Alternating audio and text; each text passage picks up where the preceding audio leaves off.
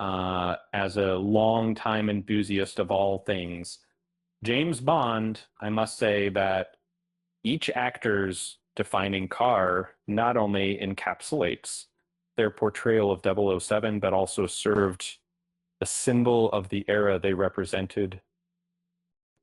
From Sean Connery's iconic Aston Martin DB5 to Daniel Craig's reprisal of the same model in Skyfall, these vehicles have become synonymous with the James Bond franchise. To date, there have been 25 official James Bond films, although 2 of these are not part of the main series. And as the movies evolved, so did Bond's technology. Um, uh, Many of his cars are outfitted with surprising features such as ejector seats and defensive systems, adding to the thrilling experience of watching the movies. However, it should be noted that Bond doesn't always have a harmonious bond with his vehicles, as 007 has destroyed 13 cars throughout the James Bond franchise.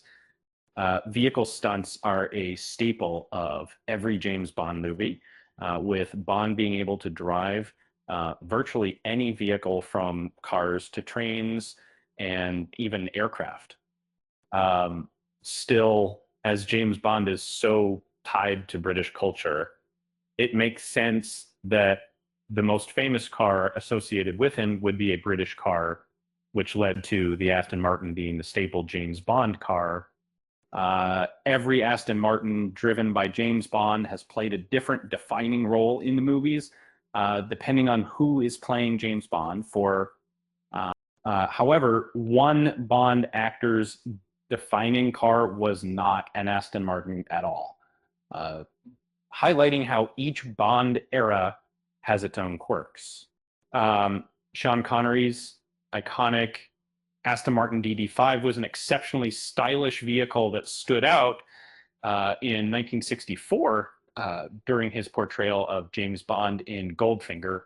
The Aston Martin DB5 has earned a place not only as a series icon, but also among the most renowned cars in cinema history.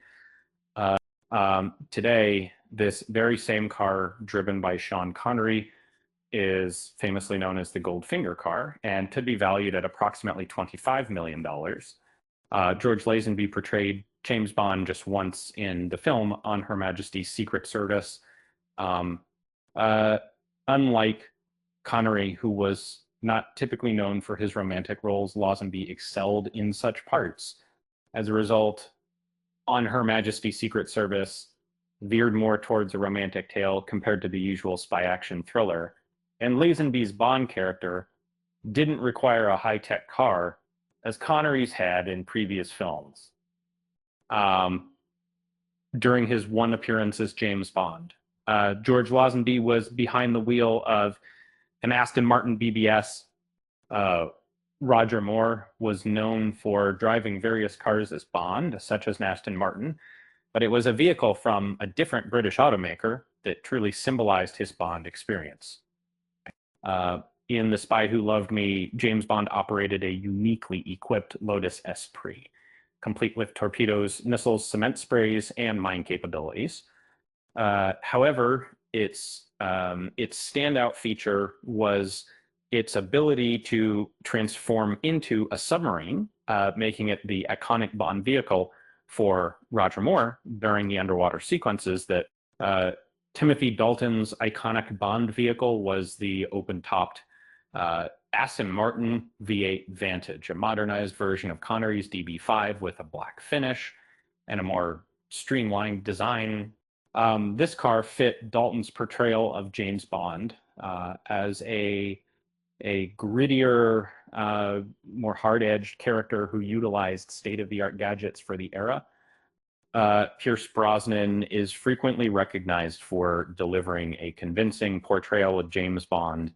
It's worth noting that he was occasionally overshadowed by the gadgetry in some of his 07 in movies, and And while GoldenEye was a strong debut for Brosnan, boasting an impressive 80% positive rating on Rotten Tomatoes, Die Another Day marked a less stellar conclusion to his tenure, and that's many of them as often.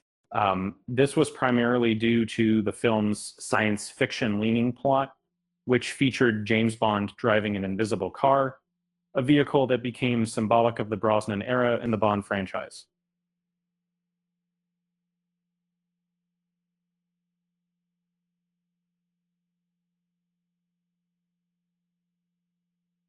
Um, Daniel Craig significantly transformed the character of James Bond, um, introducing a rougher and more realistic edge um, to the role.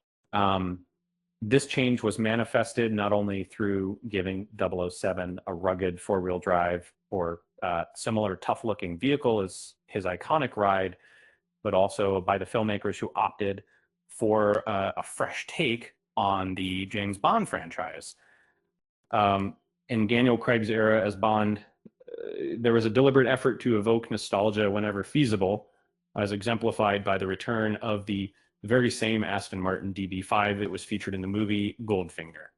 Um, in a crucial scene from the film Skyfall, Bond, alongside M, is driving a silver Aston Martin DB5, sporting the same license plate as the one used by Sean Connery in Goldfinger.